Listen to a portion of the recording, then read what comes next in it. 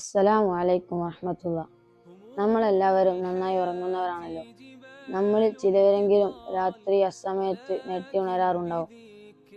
ആ സമയത്ത് ചൊല്ലേണ്ട ഒരു പ്രാർത്ഥന നബി സല്ലല്ലാഹു അലൈഹി വസല്ലം നമ്മെ പഠിപ്പിച്ചിട്ടുണ്ട്. ലാ ഇലാഹ ഇല്ലല്ലാഹു വഹ്ദഹു ലാ ശരീക ലഹു ലഹുൽ മുൽക്കു വലഹുൽ ഹംദു വഹുവ അലാ കുല്ലി ഷൈഇൻ ഖദീർ. അൽഹംദുലില്ലാഹ് സുബ്ഹാനല്ലാഹ് വലാ ഇലാഹ ഇല്ലല്ലാഹു അല്ലാഹു അക്ബർ വലാ ഹൗല വലാ ഖുവത ഇല്ലാ ബില്ലാഹ് അല്ലാഹുമ്മ ഗ്ഫിർലി. നിങ്ങൾ എൻ്റെ കൂടെ ഏറ്റുചൊല്ലണം.